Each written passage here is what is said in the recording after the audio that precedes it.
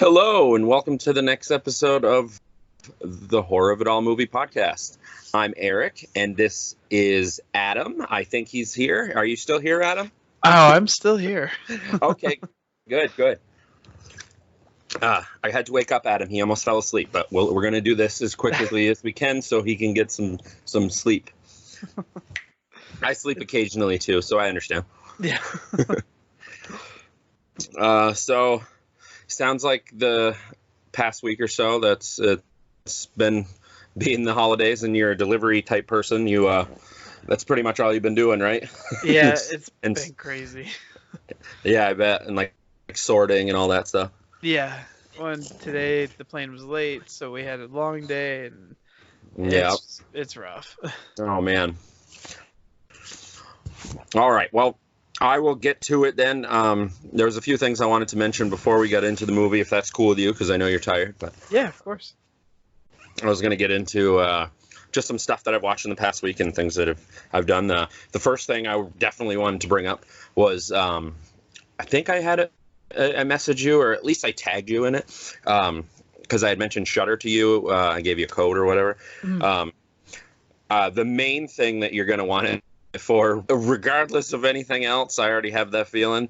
A few years ago, I'll back up a little bit before I start it. A few years ago, there was this thing, and you might have seen it too, that they were working on a documentary about Tom Savini. Yes. And then it kind of seemed to just go away, or maybe, I don't know the details. All I know is just randomly, like a week or two ago, I saw a thing that said, premiering on Shudder, Smoke and Mirrors, the story of Tom Savini. I'm like, finally, it actually happened. Good for them.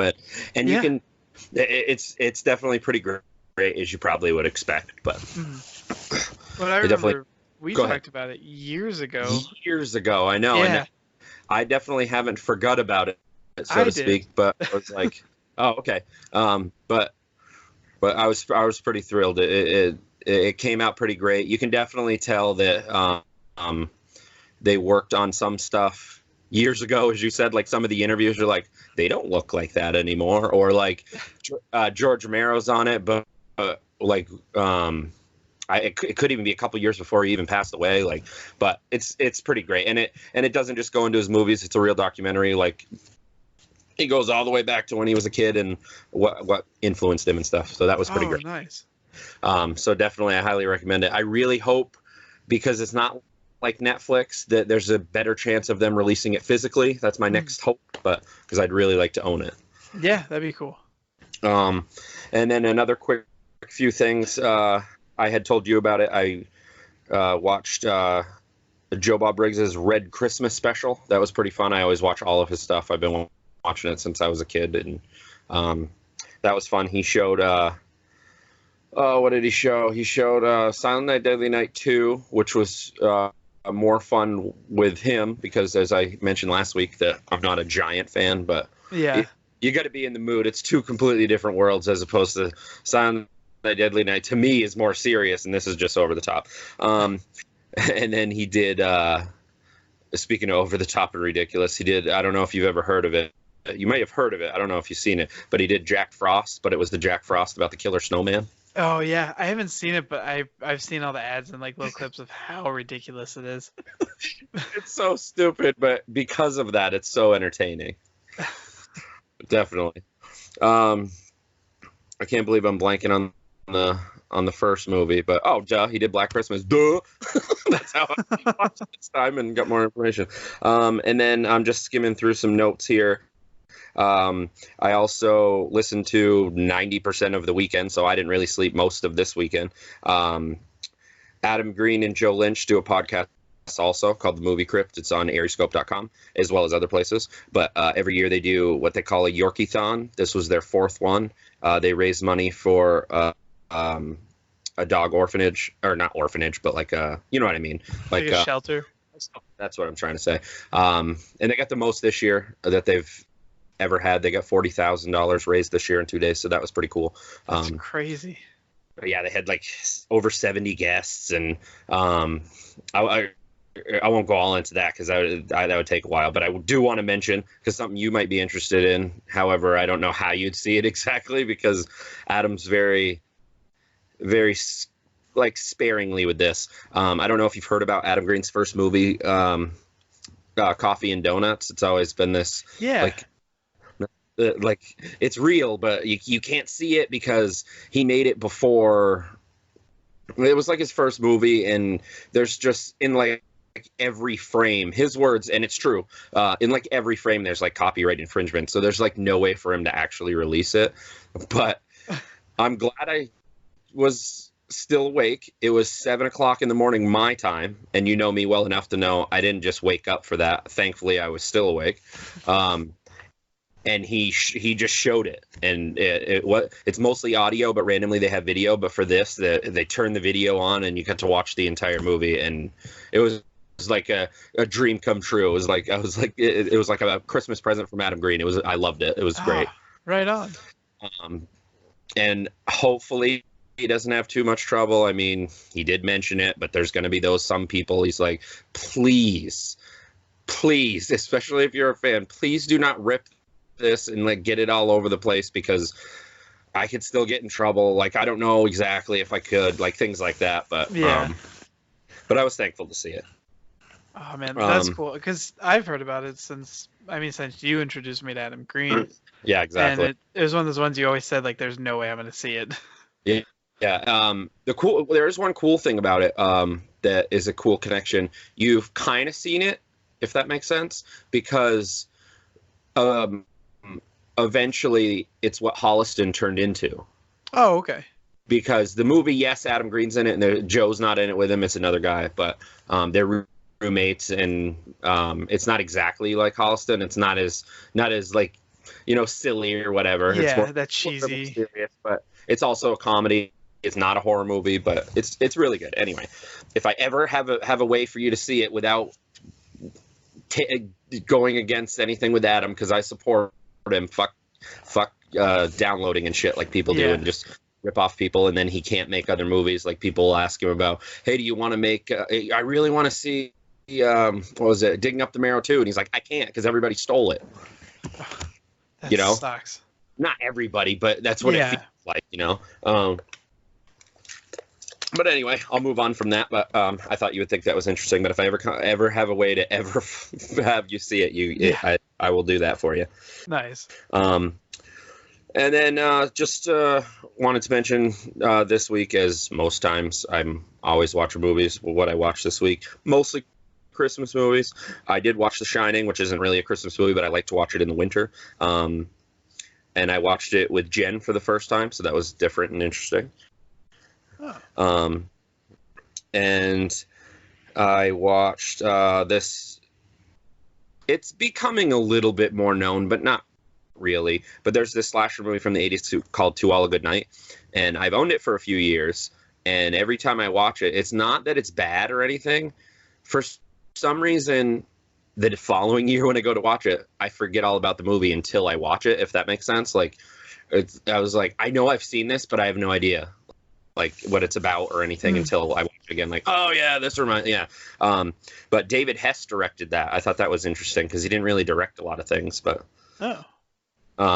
from Last House on the Left, to refresh in case you're not ringing a bell because you're tired. No, that one actually, his name always stands out because he's such a creep in that movie. Yeah, definitely. It's not necessarily David Hess sleaze violence or anything. It's just a straight up slasher, but it's not bad. Well, a good night.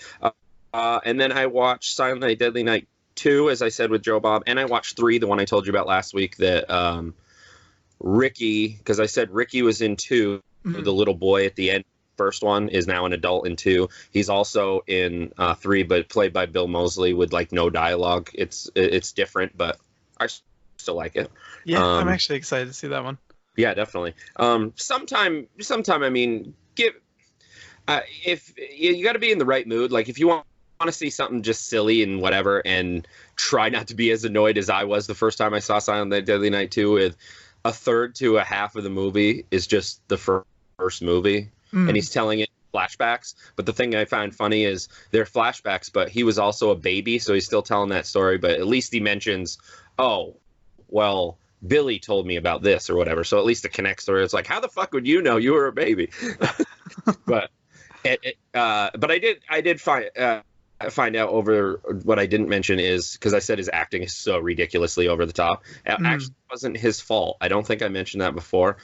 He's actually a good actor because I've seen him in a couple other things, like good as you can be, and you know, but he wasn't like that. It was everybody on the film or the director or something that just kept pushing him like more until he was just so over the top that it was just you laugh at it.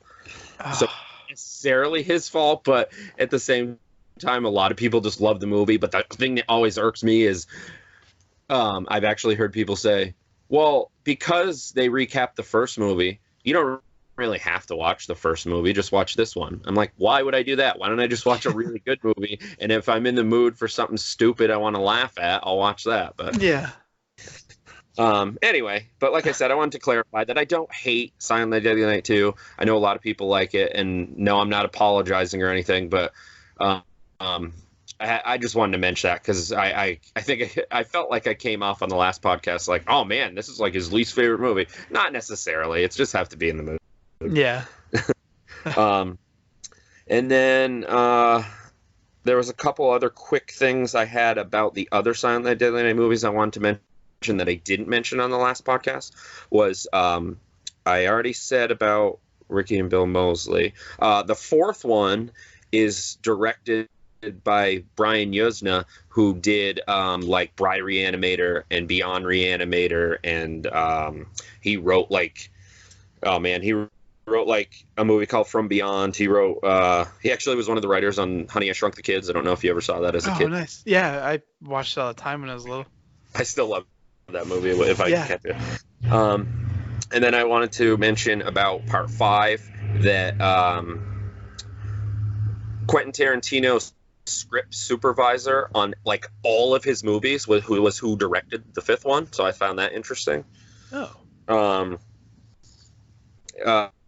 director, he was also the writer, one of the writers from Friday the 13th, 3, 4, and 5, as well as other things. So I found that interesting. These things actually I just found out this week because I wanted to find out more information. And the last thing I'll mention on it is we dived into the controversy, obviously, a bit on the last one. With the parents against it and stuff. And there was a certain actor that was, I might have mentioned this, but there was a certain actor that was also like, he voiced his like, oh, this is terrible and this and that. And it was an older actor named Mickey Rooney. And ironically, he's in Part 5, but he said all those things and ended up in Part 5. But you forgot how upset he was? I guess. I don't know. Or maybe it was later in his career and he's like, well, I gotta get some kind of payment for, you know, I gotta get paid somehow. But that was kind of my week. I wanted to mention those few things. I mean, I still watched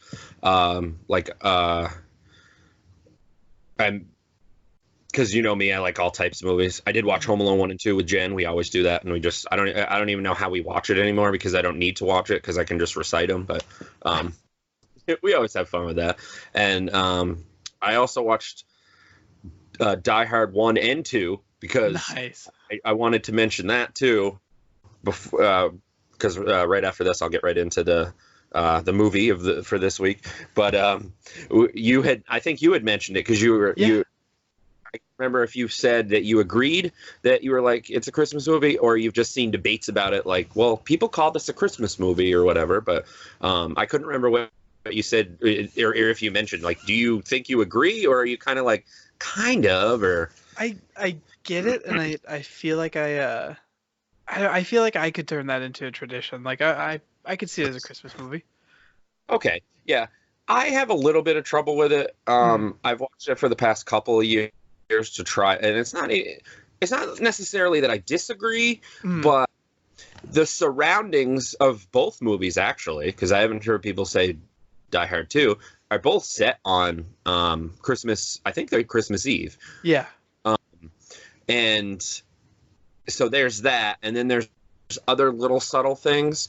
But other than that, it's just it's not just an action movie. It's one of the best action movies, but you know what I mean. Yeah. Like, excuse me. Other than there isn't really a whole lot like about Christmas. So that's why I get it, but I also kind of separate it a little bit to where it's like, yes, I kind of agree, but From it's also kind of a technical stretch. side. Yeah. Because that's not the point of the movie. I mean, they do say it, so I guess. But the last thing I'll say on the Die Hard thing, though, is I found another thing where somebody in a group mentioned, well, because people say Die Hard's a Christmas movie, they took it even further. And I've never even thought about this. I haven't seen it in years. But there was a whole debate about the first Lethal Weapon is a Christmas movie because it's set around Christmas time as well. And I was like, okay. Like when I think of Christmas movies, I think I'm full-on Christmas movies, but there's subtle things and people pick them out. And I guess I can't say one like I could for Die Hard, but because I got to rewatch the Lethal Weapons, and I planned on it soon because I like those movies. But I actually just picked them up.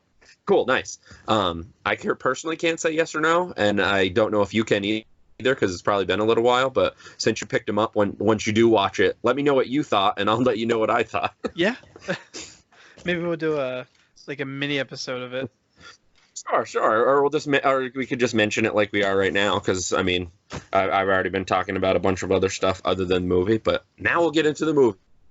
The movie we watched this week was Black Christmas, and it's a holiday favorite of mine. I always watch it every year. Adam, it was another first timer, so I was interested to hear what you thought about it. Like if you liked it, you think as much as you did last week with Silent Night Deadly Night, or you don't really compare them because they're different, or what you thought about it. So this one was actually a little tough for me. I liked it, but it took me a little while to realize that I liked it. Okay, so it might be more of if you liked it enough to rewatch it, I guess I would say. Would you say that? Yeah, so, I would definitely pick it up, and I definitely would check it out again. Cool, because it could be something that might grow on you. Yeah, and I think one specific thing is what made me kind of weary, but after I thought about it, I was like, all right, it all makes sense. I'm just being stupid. True, but also like I had mentioned once in a message to you about it where without saying anything but saying something where it's definitely like I don't remember my exact wording, but basically be ready for something different. Like, it's a slasher, but it's a slasher before that was a thing, and some people call it the first slasher. I don't know if I can go that far because I mean there was Psycho and stuff like that, but I don't. There is the whole story about with the supposed. I don't know how much truth there is to it, but if Bob Clark ever did a sequel to Black Christmas, he was talking to John Carpenter about this, I guess. He would set it on Halloween, and it would be about like killing babysitters and this and that. And initially that their talk, like, because Bob was like, I'm not making that or anything, but that's what I heard, and I've heard it a lot, so I don't. It sounds like there's some truth, or it could just be a rumor that's kind of where John Carpenter not necessarily got the idea for Halloween, but he definitely it sparked something like, oh, that's interesting, and he kind of ran with it. I don't know, but that's one thing I wanted to mention that's like a rumor, so to speak. So what were some things that you can think of, because I know it's kind of still fresh, right? You said you watched it the other day. Yeah. What were some kind of still thing that was hard for you, like not I guess not to accept, but like to like, was it more of like a what? I don't understand, or I'm not sure how I feel about that kind of thing? Or I think the biggest part really was just like the misdirection in the very end. Okay. Like the whole movie kind of sets you up, and like it teases it's going to be this character or this character that's the murderer, and then all of a sudden it's like, nope, none of them. Yeah. That caught me off guard, and I think that's what messed with me the most.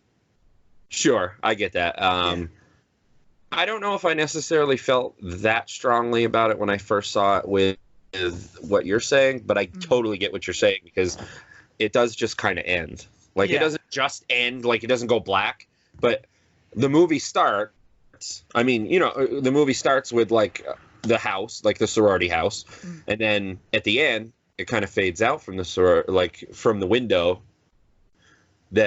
which I thought was cool that was it Claire, I think her name was. She was in the window the whole movie. Yeah. But they were looking for her and everything, and I mean, why would you look up? But I found that interesting too. But yeah. But yeah, it could be something that you'll like more and more over time. And I will say this: it's not like a script thing or they ran out of ideas or anything. That was Bob Clark, like 100% sticking to his guns, and he's like, no, this is what I want. I want it to be different. I want it to be like, well, you don't know any more about Billy than you knew at the beginning of the movie than the end, except the little things that he'd say on the phone, like with all like the voices, and like he sounds like he was like either abused or whatever. Yeah. And that's pretty much all you know, and you leave not knowing that either, and that's kind of what he wanted, as just something different, I guess. Like he wanted it. It's like you said, like misdirection. Like throughout the movie, you're like, oh, it could be this, but like a whodunit. Like, oh, maybe it's him. Like a good majority of it, I definitely, even rewatching it, felt like who was it? What was his name? The boyfriend there, Peter. Peter, yeah. Wasn't it? Yeah, that was the one that I think the most you feel like maybe it is him, because the whole like abortion thing, and he didn't want her to do it, and he goes crazy on the piano. Right. Yep. And then you see him like later on in the movie at the end, and he like doesn't he? Yeah, he like smashes the window or something to get into the basement or whatever. Yeah, like he sees her real quick, and then he breaks the window just so he can go talk to her. Yeah. Yeah, and when I started getting the feeling like it's probably not him because of how much they're kind of pushing it on you. True. But then that window scene, I was like, oh my god, it's him. Yeah. That's one thing that and Jen knows it because she listens to the podcast, so she knows I'm not talking whatever about her, but she definitely does. She's very quick to jump to conclusions. Yeah. Like I won't give an example exactly, but it always seems like that because she always seems like she's nope, this is what's gonna happen and blah blah blah, and I'm like, how do you know? Like you're not all. It's not like I'm not saying you're not sometimes right. Of course you are, but sometimes I'm like just let it unfold. Just watch it. I do that sometimes.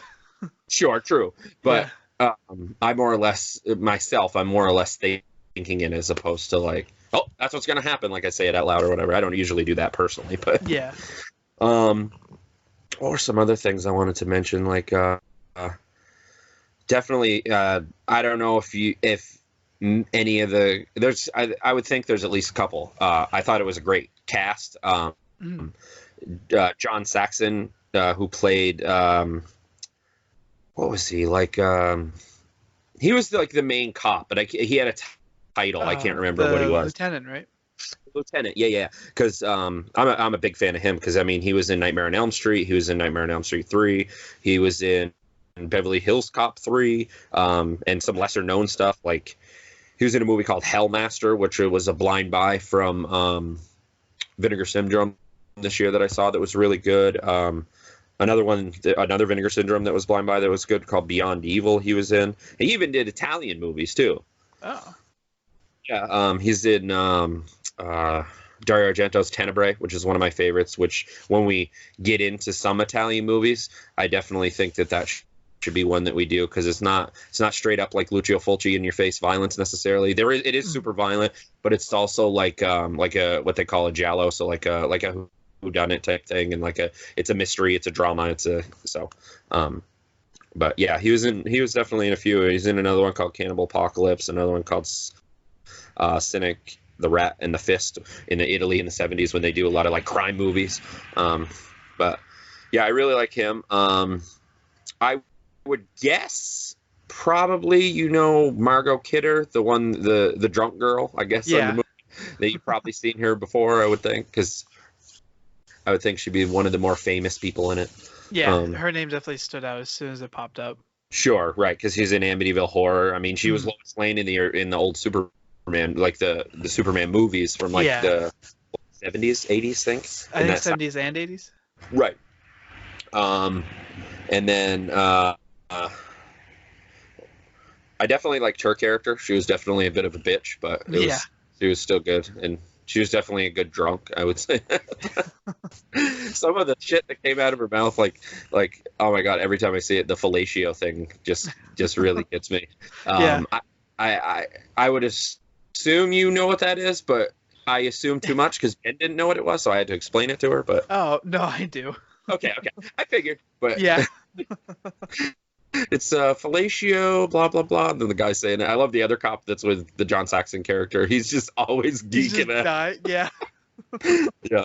Oh, that was good. Or the weird one when she's like before she went to bed initially, like in her room before she got killed, where she's talking about going to the zoo and what was it, like there's turtles that will like they'll have sex for like days and days or something. I'm like, what is she talking about? Why does she why is she talking about this? Not what, but why? Yeah.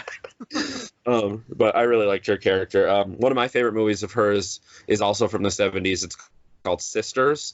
It's a Brian De Palma movie. That's a really good one. I definitely recommend that to anybody listening, or even you. It's definitely a good one. She plays the sisters, like they're twins, but she plays both of them. And then who was another girl? There was another main girl, the girl with like the long, like I guess black hair. She was Jess, yeah, with Peter, that girl. She played Norma Bates in Psycho 4.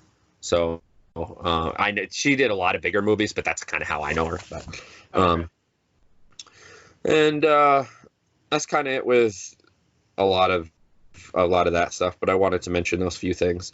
What are some other things that I mentioned that stuff when definitely with the phone calls, I wanted to mention that their reactions are pretty good considering, and you wouldn't know this watching it, and I swear I've heard this. I think it was on a special feature that they're not reacting to what is being said because that was recorded afterwards. Oh, okay. All like the severely dirty things that were being said. Yeah. And then and then Barb gets on the phone. You fucking creep. And then it just abruptly ends like, I'm gonna kill you. Like, whoa. But that was cool. Anyway, it was definitely not one person, but there was one person that did a lot of those voices, and he said some of the voices he got out by what was it? He would be upside down and kind of like squish his throat, or his what they call it, his thorax, something like that, to make all those different noises. I'm like, okay, interesting. Oh, is the larynx. things people larynx, thorax, what the fuck? Whatever. My words get interchangeable sometimes. Hey, I know what you meant. Okay, good. Let's see. But yeah. I was trying to think of like a bunch of things, kind of like with Silent Night, Deadly Night, to go through the movie, but it's kind of straightforward, and there isn't, I guess, a lot step by step to mention, except maybe characters and stuff. I mean, the house mother is definitely interesting. She's also a drunk. Yeah, to she's say like the closet lush. Yeah, exactly. I also love when Claire's dad comes to because she didn't meet him. So he went to the sorority house to find out, and like throughout the movie, of course, they're trying to find her, and obviously they don't. She's dead in the attic. But where the house mother's trying to cover up all the pictures in her room, like discreetly, but he obviously knows what she's doing. I thought that was kind of funny. I thought Claire's kill was interesting. I mean, it was just suffocation, but it's definitely an iconic image because you see that on a lot of posters and shirts and stuff, with her just sitting in the chair with the bag over her head. And it's such like everybody knows what it's like to not breathe for a minute, so that whole scene is just kind of like, oh. Yeah. What was another interesting thing? They basically came up with like this rig to which a lot, I guess some movies did at that time. Basically, what I'm trying to say is it was like a Steadicam before Steadicam was a thing, because they made this rig to do like the POV shots and stuff, and that was kind of new at the time. But yeah, that was one thing I remember and that I found interesting. What was because I'm kind of jumping around here. I thought the scene was interesting when they were looking in the park, I guess you would call it, because there was another little girl missing, and unfortunately, it was the mother that was. It was her daughter, but you could still see, like, not that he was happy, obviously, that Claire's dad that happened to a little girl, but he definitely would leave, like, oh well, maybe there's still hope. Like, you could tell in his face. Yeah. And then what were some other things that something I also want to talk about with John Saxon. Another actor was actually supposed to do his role, and he was I can't remember his name. I wish I did, but he was Edmund. I wrote it down, but Edmund's Oberon, something like that. I don't know him, but he was really old at the time, and I don't know what he had, maybe like dementia or something like that, or Alzheimer's or something, or the onset. And he got there, and they could definitely tell that it just wasn't going to work. And he was so upset because he like really wanted to do it and stuff. And John Saxon took over, and he got the script and got everything all in order, and was literally ready. It pretty much from when they asked him to start shooting, it was 2 days, and he just went right into it. Jeez. Yeah. I thought that was pretty crazy. I also another thing I wanted to mention with John Saxon was how he was not very impressed with how the stupid deputy guy handled when she called, and she was telling, and it was from the same place, and he's just like, oh, I'm sorry, there's a lot of things we got to do, like pretty much dismissing her. And I think the same guy with the whole fellatio thing, and he didn't understand it. He's like, yeah, I bet it's something dirty, isn't it? And then you got that geeking out cop even more. That was pretty funny. But yeah, I definitely found, like, at first when I, like, trying to remember early on how I felt like when I first watched it with the phone calls, because there's so many voices going on that you don't really know what exact, especially for you, like, seeing it for the first time, like, what is going on? Is this a killer? Could this be, like, later on you're like, could this be Peter? Like, yeah. Like, you know, and then there was another thing that I found interesting that's not really about the movie per se, but at that time, of all people, because you wouldn't think that, it was Steve Martin's favorite movie. He saw it like 27 times in the theater or something. Jeez. So I found that interesting. Yeah, I guess it was also Elvis's like favorite movie at the time or something. Yeah, I was just gonna say that. Yeah. There's definitely some weird facts that I have. Like, I pretty much have facts for this episode as opposed to going through the movie, because, like you said, like I just said, though, where I could go through the movie, but what would I say? Like, okay, she gets a phone call, and then this is said, and then, it's. Yeah.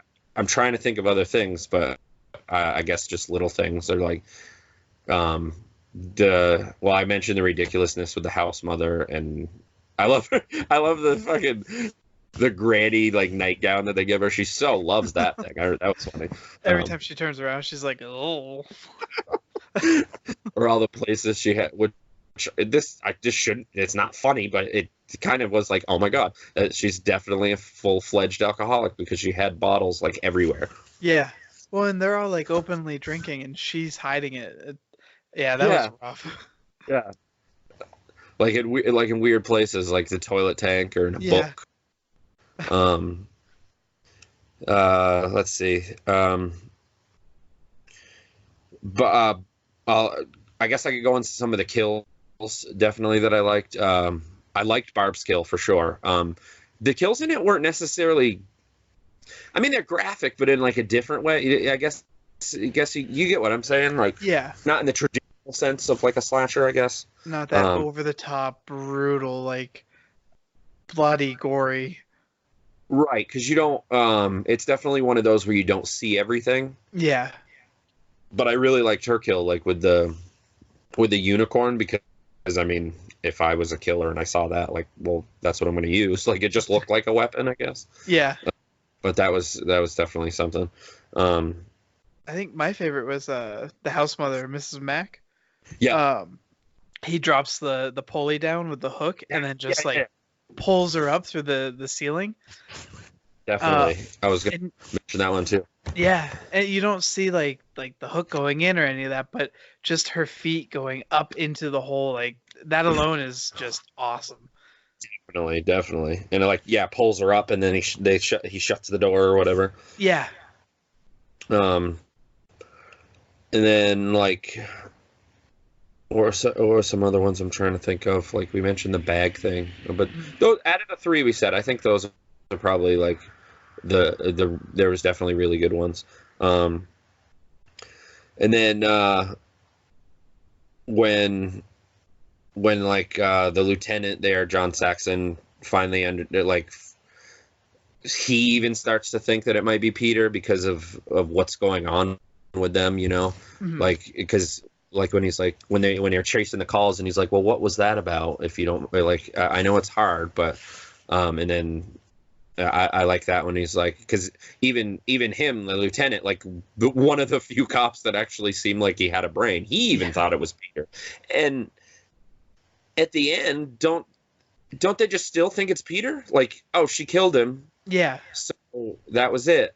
And then her dad has like he goes in. Claire's dad goes into shock and he like faints. So they go to take care of him, and then they just kind of leave Jess in the bed and just turn the light off, and that's when it starts the probably kind of what you were talking about, like when everything starts panning out and then it goes back to POV again and then it goes to the basement and then fades out. But I found that interesting. Like, why are you? I mean, I guess they're leaving her because like all I can think is because they probably just figure it was Peter. That's all I could think. Yeah. Like the danger is gone now or whatever. But yeah, it's definitely one that, like I said, I do watch every year, and I think it'll probably grow on you more. It's not. Is it one of my absolute favorite movies? Not necessarily, but for around Christmas time, I do really like it, and I do really like Bob Clark because we mentioned him a little bit on the last one or I don't know if we mentioned it on the last one or we just talked about it. I don't remember, but because his career was just so all over the place. He started with horror movies. He did Black Christmas. He did Children Shouldn't Play with Dead Things. He did a movie called Death Dream, which was,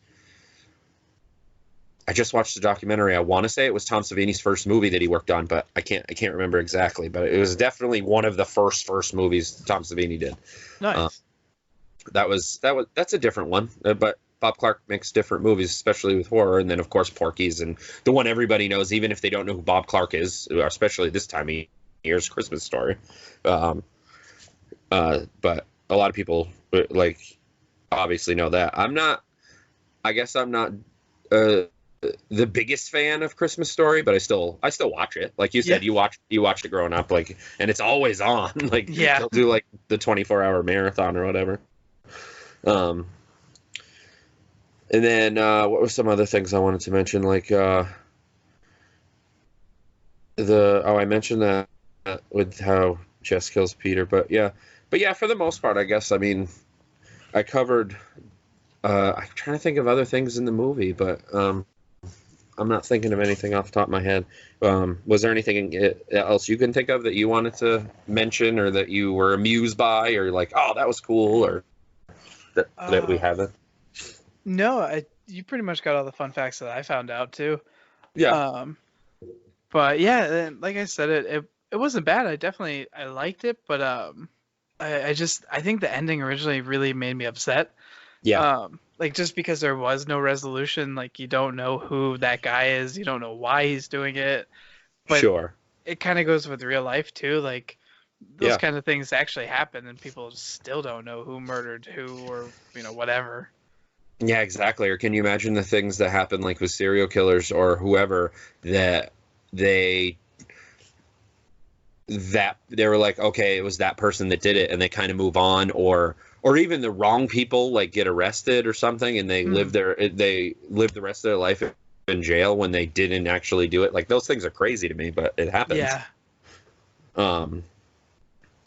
But yeah, I was trying to think of some other things with Bob Clark, because he had a couple of movies that when I was looking him up that I had forgot. But I mean, they're definitely more obscure. Like he did a movie with Gene Hackman and Dan Aykroyd called Loose Cannons. I don't know if you've ever heard of that, but No. that one was interesting. Dan Aykroyd, I think, is like a schizophrenic, and he has like a ridiculous amount of personalities, and it's pretty funny. And then he did a movie that probably a lot of people listening to this podcast wouldn't necessarily care about, I would guess, but he did a movie called Tribute with Jack Lemmon, and I'm a huge Jack Lemmon fan, so that was a good one. But yeah, he was all over the place. Unfortunately, I mean, he was one that died way too soon. He got into like a head-on collision, and it was with his with his like youngest kid or something like that, and they both died. So it was like 2007, I think. But I definitely thought that was sad for sure. Because as far as I know, he wasn't sick or anything, and he could have lived another good 10 years or 20 even. Who knows? Yeah. I mentioned that. And then another kind of sad thing, like life with, I mentioned Margot Kidder because I was like, you'll probably have an idea who that is. She definitely had quite the hard life too, between like just addictions and bipolar and like all these different emotional problems and stuff. And then she ended up dying a few years ago, something like that too. I think she killed herself, but I don't remember exactly. So yeah, she had quite the sad life. I mean, don't quote me, you or anybody listening. Like, I think that's what happened, but it had something to do with like her ailments and things. So, but yeah, I knew this would definitely be a bit of a different one. Like, I wasn't sure. Like, I still wasn't sure it was Silent Night, Deadly Night, but I had a more feeling of like, oh, he'll probably like this. But yeah. This one's a little bit up in the air, and for the reasons that you had mentioned, so that's cool. But at least it's not like, oh, that ruined it. It's more like, no, I'll probably just have to watch it again a few more times or something to like, especially if even the second time you'll probably be like, well, you know what's coming now, so it won't like say bother you as much. Yeah. I'll be ready for it, and I'll just kind of like, okay, I get it. It makes sense. Yeah, definitely. What was another fact that I wanted to mention? Oh, when it was going to air on TV for the first time in 1978, and I believe it didn't because Ted Bundy had went to a sorority and killed 2 girls. So it was kind of like, this is too similar, so they didn't end up airing it when it was originally supposed to air for the first time on TV. I found that interesting. A part of like history, so to speak. Yeah. But,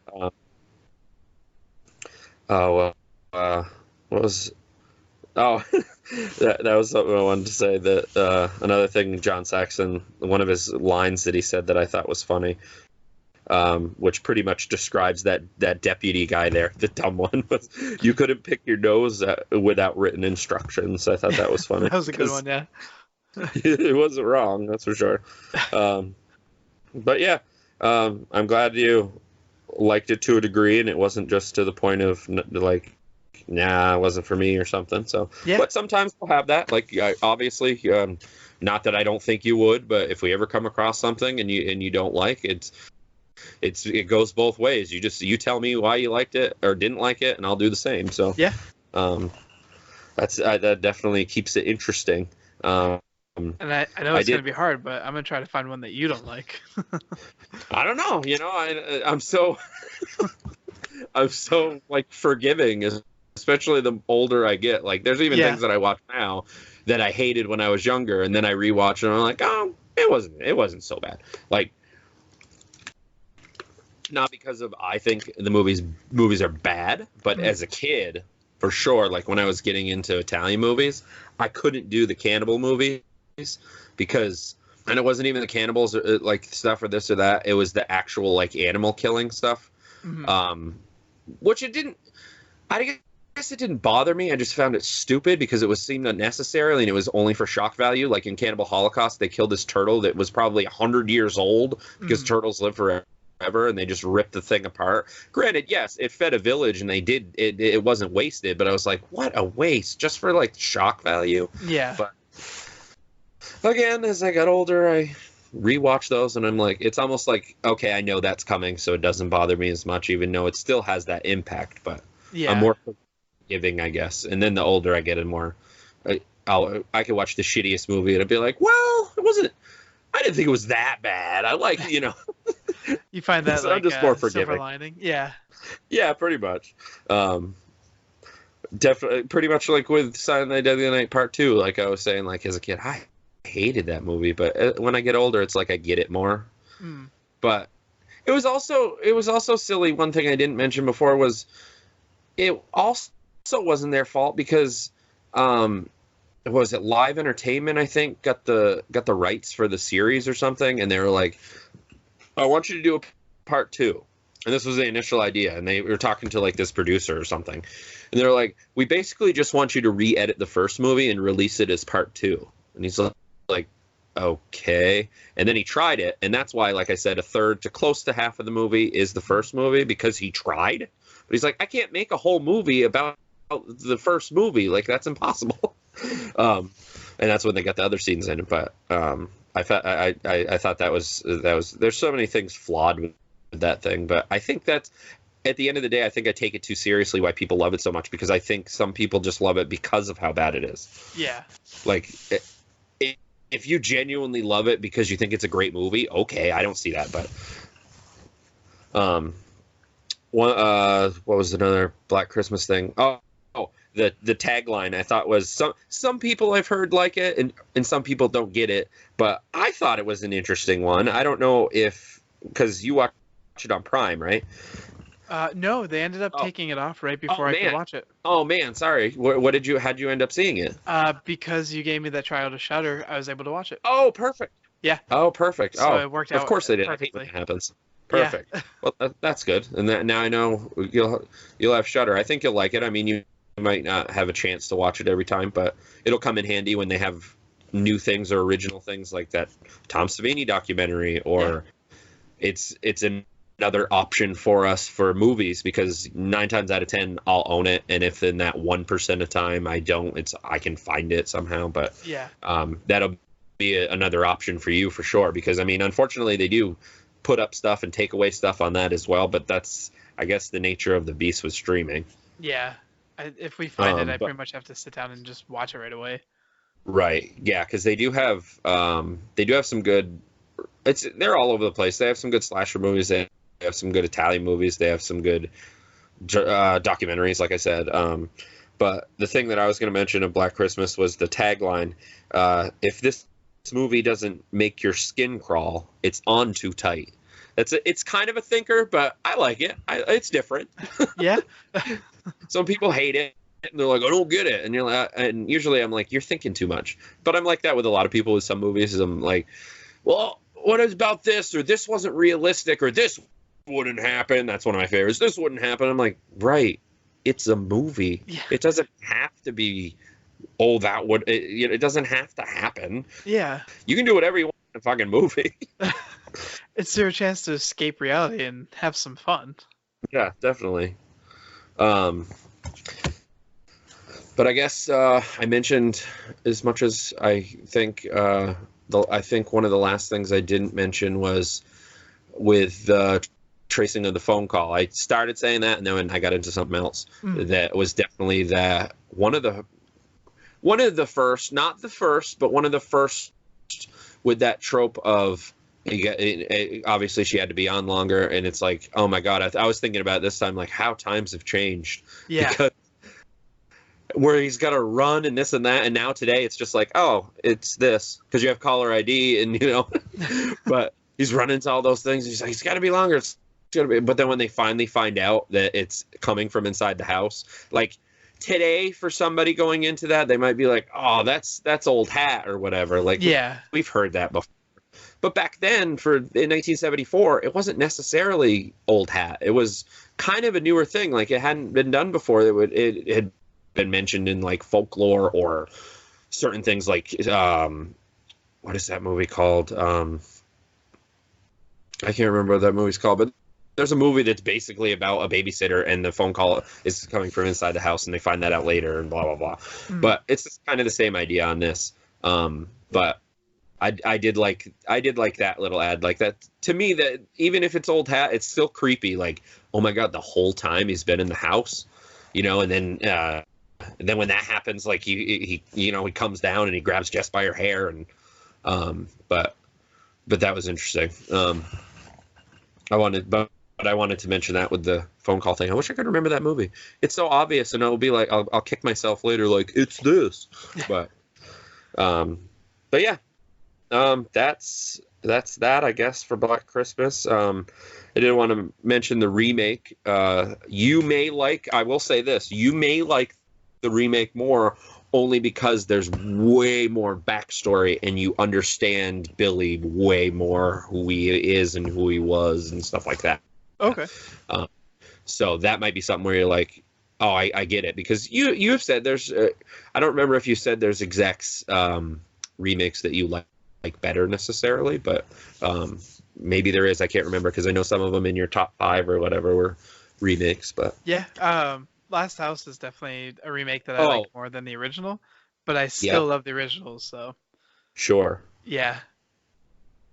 And then, but yeah, if you ever come across that, and you can get it cheap too. You can get unfortunately, the Blu-ray, it wasn't around for very long, so if you come across it, I just snag it. But okay, usually you look at it now and it's like ridiculous. So even I gave up and I just bought the DVD for like $5 on Amazon. But oh, nice. I try not to. I try to stray away from DVD myself. Unless I can't help it. Like, I really want to see this movie. Fuck it. But yeah, I got enough fucking DVDs, and I mean I have a lot of Blu-rays too, but that's the format I watch. So, yeah, I definitely wanted to mention all that stuff. I'm sure afterwards I'm gonna be like, oh man, I wanted to mention this, but like you said, I guess I covered the movie for the most part. We didn't talk about it frame by frame or scene by scene like I did a little bit for Silent Deadly Night, but I didn't even rewatching it. I was like, I made a bunch of notes, but at the same time it was like, this isn't really a movie that I'm gonna do that I feel like I want to do that with, because the movie's so simple and it just kind of goes along real quick. I just figured it was better just mention either important stuff or scenes that we thought was funny. So that was Black Christmas. So overall, one thing I didn't mention on the last one was what if you're not good with this, because we don't have I don't have to make it a thing, but because I know some people have trouble. If you had to say rate it on first time, what would you rate it, like out of like 5 stars, so to speak? Ooh. Is that a hard one? Are you not good with rating movies like that, you think? Or no, I think I could do it. And I'm gonna say like 1 is absolutely hating it, 5 is absolutely loving it. Yeah. I definitely would go with probably 3, right down the middle. Okay, yeah, I see that. You could even you could even go as far as to nothing, like no stars if you really hated it. But I had this book growing up that was just little synopsis or whatever of movies, and it's slight reviews, and they'd star rate them. But if it was like nothing, it would just be a little turkey. So they just like a turkey, get it? Like, oh, it was a turkey, it was terrible. But yeah, we can go to 1 or whatever. That's cool. I think it will improve in time. You might squeak up to 4 in the future. I could be wrong. For me, I'd say it's probably between 4 and 4.5 for me. Like I said, it's not an absolute favorite of all time, but I do really like it a lot. So that's what I would give it. So I guess that's it. I feel like I'm missing things, but overall, I think we did okay on this one. Yeah. We'll be more in depth with the other ones. So if we're still cool on the next one with Return of the Living Dead, because you don't have to look for that one at least. Yeah. Yeah. No, I'm definitely down for that. So that'd be fun. I think not that I'm saying you didn't like it, obviously, but Return of the Living Dead is a different beast. So I think you'll just have fun with that movie because it's definitely horror, but it's definitely funny. So I think that one will be a fun, and I'll probably go into that one more than I did say with Black Christmas. Yeah. But, and then from there, I figure if you want to think of one, because I know you mentioned like, hey, what about if would you care if I wanted to rediscover a movie, or if there's a certain other movie that you wanted to watch, if you want to pick the one after that, that's cool with me. Yeah, I'm down for that. Okay. Do you know anything off the top of your head now, or we want to just think about it, or? Well, I had two. I would like to do Tucker and Dale someday. I feel like Sure, that one would be such an easy episode. Yeah, definitely. Yeah, and then that one, it might be fun to do an episode and also at some point do a commentary. Like we'll both watch it at the same time and we'll just talk about it. But definitely an episode for sure. Yeah. Oh, the commentary would be a blast too. Definitely. Yeah, and then a couple of the other ones in like no specific order or anything, but I definitely have to rewatch like Chucky. I definitely have to rewatch the Nightmare movies. Okay. I think those two franchises are definitely on my like got to do it soon because I feel like I'm gonna give them a better chance. Sure. That's cool. We'll definitely dive into those, and of course, I'm always thinking of movies to to do. I know we've talked about getting into like I guess we can we'll keep talking about it as on the podcast. I don't care. Some people are like, oh, when are you doing that? Maybe it'll spark interest or whatever. Like, you should do this one next. But we'll definitely do the Dead trilogy. I guess we definitely talked about that. We'll be doing that. Those will definitely be 3 episodes that we'll probably. Should we do those probably back to back? Like once we do them, probably. Yeah. Would you say? I feel like that would be fun. Sure. I had a list here too, but I definitely want to dive into like introduce you to some more Italian, like not kind of bombard you with it, but definitely I want you to rewatch, or it'd be cool if you rewatched Zombie again because you said you wanted to. That'd be a good start. That was my first Italian movie, so I know you've seen it before, but you know what I mean. Yeah. Well, and actually, I can even put the other 2 on hold, and when next couple episodes or whatever, we can do that. I'll rediscover Zombie. Okay, why don't we do that? How about because we'll do Return of the Living Dead next. Okay. And then we'll do Tucker and Dale. And then we could do Zombie, or do you want to flip those? Like the Zombie, Tucker and Dale? No, that sounds good. Do Tucker, Dale, then Zombie. Nice. That works for me. Awesome. Sweet. So yeah. But yeah, I have a list, but a lot of what you said is on the list, so that works. So yeah. All right. Unless there was anything else you wanted to mention about the movie or anything else, I guess we can call it another podcast.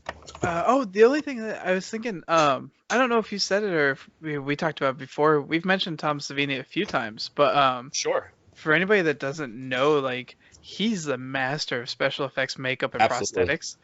Yeah. A lot of the horror movies out there, like it's his work you're seeing, and you probably don't even realize it. Oh, sure.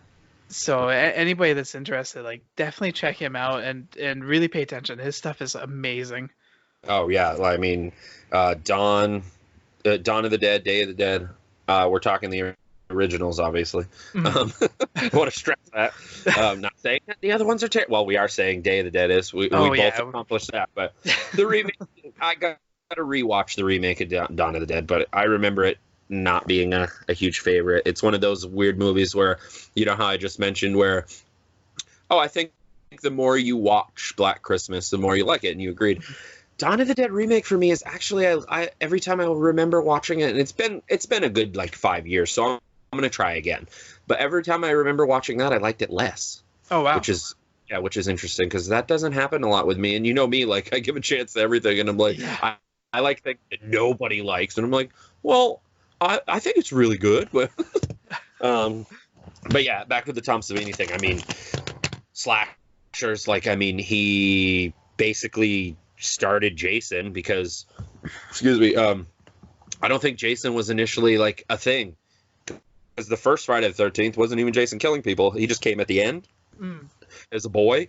And Tom Savini did that makeup. And then he came back in Friday 4 and quote unquote killed him because it was called The Final Chapter. But obviously that wasn't the case. But it's still a great movie. But no, he did so much great stuff. Like he did a lot of slashers in that time. He did The Burning. He did The Prowler. Those are definitely some movies. If you haven't seen them, definitely check them out. I think they're on Shudder. But yeah, he did a lot of stuff. Definitely good. Glad you mentioned that. And if anybody really wants to know even more, definitely check out that documentary for sure. Obviously, you check out that. I know you will, but oh yeah, I'm excited for it. Oh, it's so great. And I will say one thing. With the Tom Savini thing, where I'm sure you've heard this, or maybe you haven't, that there are some people that have met Tom Savini and had a bad experience, like, oh, he's a dick or this or that. I haven't had that experience, but I've heard a lot of people say it. But I just chalked it up to, man, some people just have a bad day, you know, and that just happens. And maybe he shouldn't have taken it the way he did with certain people because it's your fans, but it happens, you know. I don't think he meant to or anything, but obviously it's not saying anything about the documentary. This is not helping the credibility of not being an asshole. But at the end of the documentary, there's like these outtakes in the credits. Like on the left side, it's credits, and on the other side, it's like outtakes of the different interviews. And I can't remember his exact wording, but you can tell he was like, he'd been around this person long enough where he was just busting his chops. But some people, especially today, God forbid, would take it like, oh, see, he's a dick. And I was like, no, he's not. That was funny. But he was like, the guy like bumped the camera or bumped the stand or something. And he's like, Tom Savini said something along the lines of like, oh, good job there. Like good job there, moron, you fucking moron, or something like that. But you see what I mean? Like, once I saw that, I'm like, yep, this is going to be taken out of context, and people are going to be like, yes, he's a dick. I'm like, wow, you guys just take shit too seriously. Have fun with life. Yeah, exactly. And you know what? Everybody can have a bad day. Everybody can be a dick. I'm a dick half the time. So a lot of people don't like me because I'm a dick, but sometimes the older I get, the less people I want to be around. So it's maybe it's on purpose, maybe it's not. I don't know. But yeah, I mean, everybody loves me. Oh wait. Yeah. I haven't heard too many. I haven't heard really any complaints, Adam. You're a sweetheart. Aw, thanks. Aw. Yeah. I guess this is part of what we were talking about the other day when we go off on tangents. But hey, I have fun with it. I don't care. Yeah, you know what? I know my one buddy mentioned it, and afterwards I thought about it. I was like, that's who we are. Exactly. Yeah, and if people don't like it, you know, leave some comments and some reviews, and maybe like and subscribe. Yeah, definitely like and subscribe. That helps us out. But yeah, if it don't, I guess it's not really for people. Just don't take life so seriously. It's just have more fun with it. Kind of what I do with movies too. Like something can be a piece of crap, but I find something endearing. But other people could look at it like, oh my god, you like that? And I'm like, yeah, because that's just fun. I'm not watching it as this masterpiece or anything.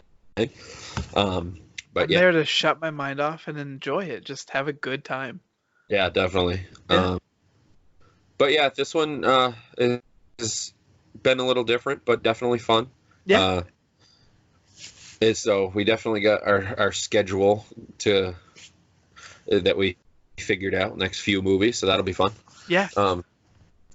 I will say this, that doesn't have, again, anything to do with anything that we were talking about, but I wanted to mention it because I was excited Um, anybody listening that is a big Vinegar Syndrome fan, as I am, of the company, they had their Black Friday sale, and usually it takes a while, and a lot of people are complaining, but I finally got my package today, so it was definitely exciting.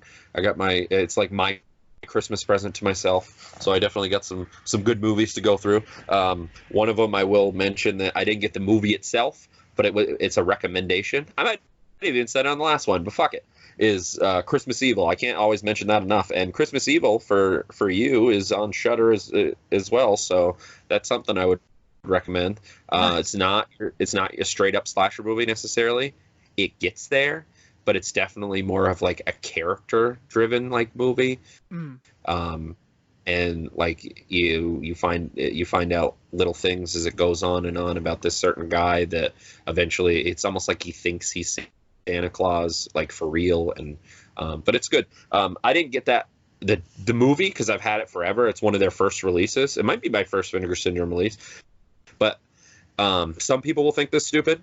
I don't care. But they for their older movies, with their special sales, they've been putting out or making special slipcases for older releases that had sold well, and that had a really cool slipcase, so I thought that was cool. So nice. My movie looks completely different now with the cool slipcase, but I wanted to mention that because I was pretty excited about it. Anybody that's a Vinegar Syndrome fan and is still waiting, it's coming.